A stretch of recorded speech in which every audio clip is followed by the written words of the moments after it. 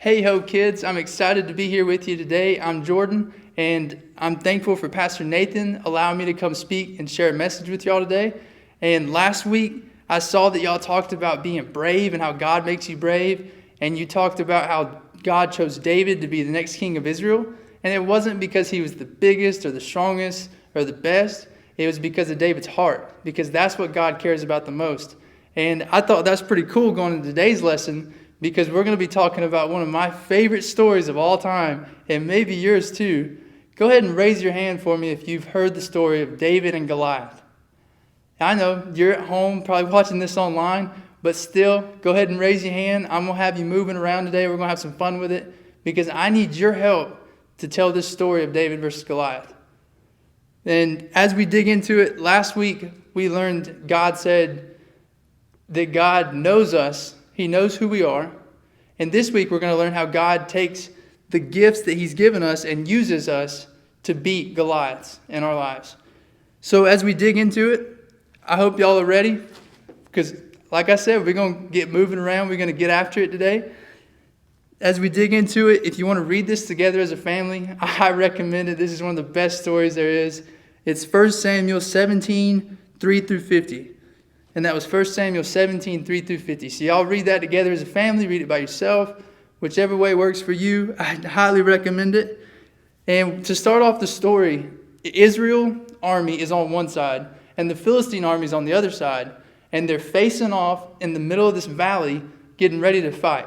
So if you're at home with your brothers and sisters or family, some of y'all go on this side of the room, some of y'all go over here, and then look at each other. So now you're like Philistine army, Israelite army.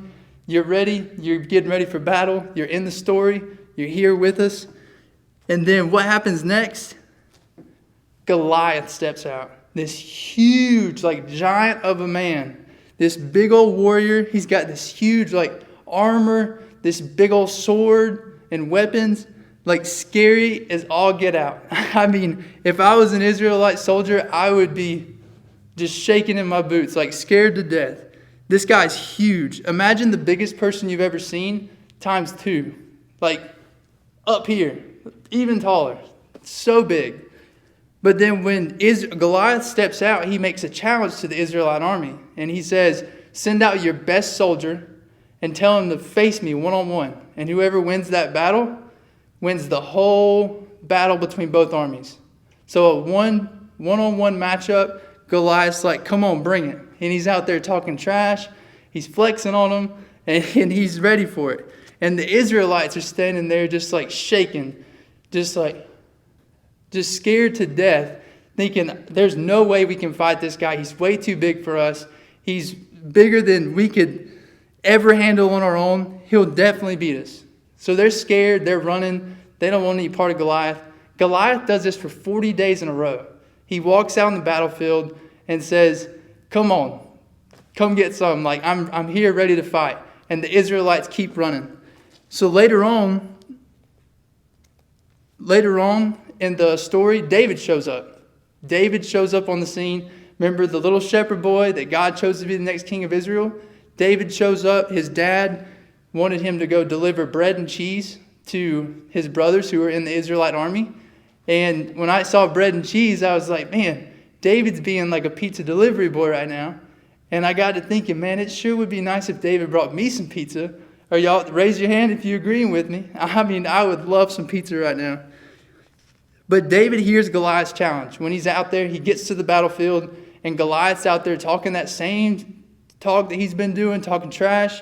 And David hears that, and he sees the Israelite army scared and run away. And David's like, who does this guy think he is? Talking trash about God like that. So David starts to get a little fired up and upset. And David goes to King Saul and says, I'll fight him. He's like, I'll take him. David, like this little shepherd boy, wants to fight this huge Goliath. Like, what is he thinking? And then Saul, and I'll go ahead and, since David says, I'll fight him, y'all put your fist up like you're about to fight. But don't punch anybody. Just put them up. So you got your fist up ready to fight like David. Saul responds to David saying, I'm going to fight him, and says, dude, you're just a little shepherd boy. This guy's huge. And he's been a warrior since, he's been in diapers.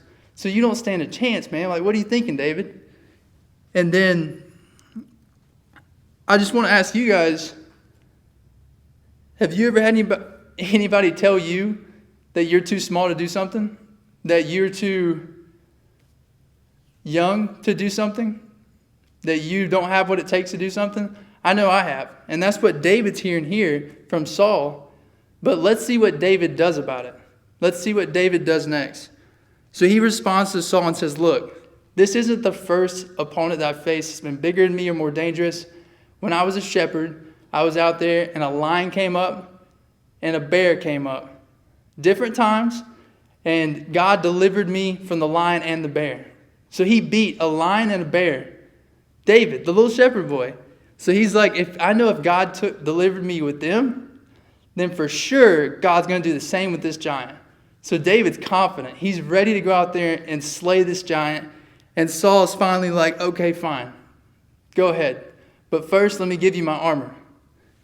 And we're going to read this real quick in verses 38 through 40 in 1 Samuel 17.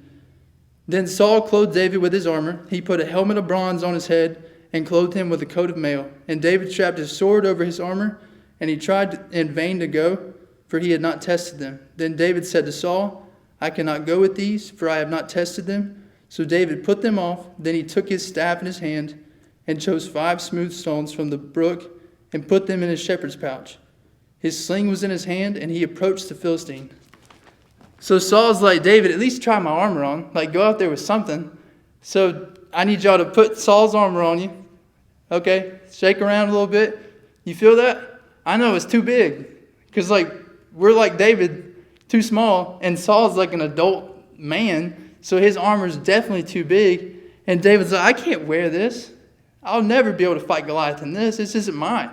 This isn't my armor. This is Saul's.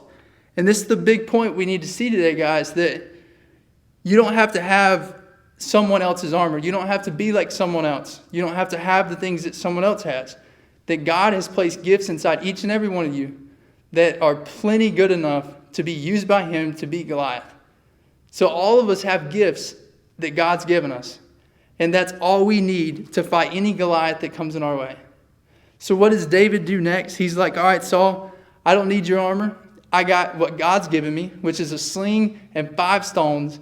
And he says, I'm taking this to the battlefield to fight Goliath. So David realizes that God's given me everything I need. I got God, and I got everything He's given me, and I don't need anything else.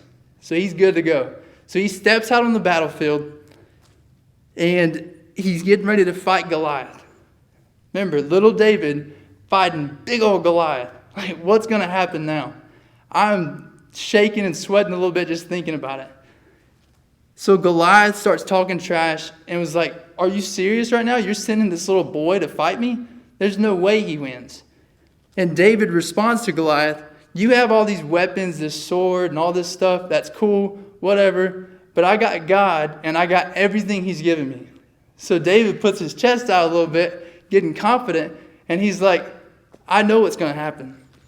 He says, when I got God and everything He's given me, I have all I need to beat you, Goliath. So Goliath starts getting mad. And what David's realizing is that despite him being so small and Goliath being so big and all the other things that make it look like Goliath's definitely going to win, that David has God and he trusts God with his heart. He knows that God is bigger and more powerful than Goliath. So that's where his confidence is coming from. And all right, so we're about to get into the battle scene. Y'all go ahead and take your sling out and pull that thing back. Get ready to shoot it. The next thing that happens, Goliath runs up towards David.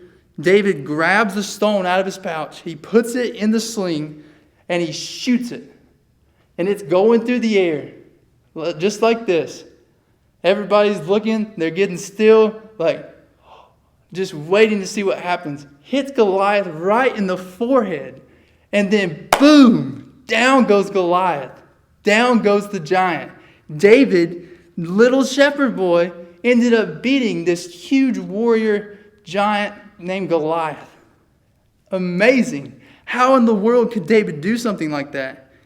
Well, he trusted in God and what God had given him and knew that that was all he needed to defeat Goliath.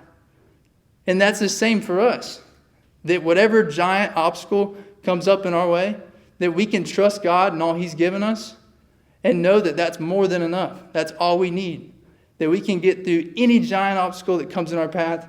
Even with school coming up for you guys, you may face a few giant obstacles in your path.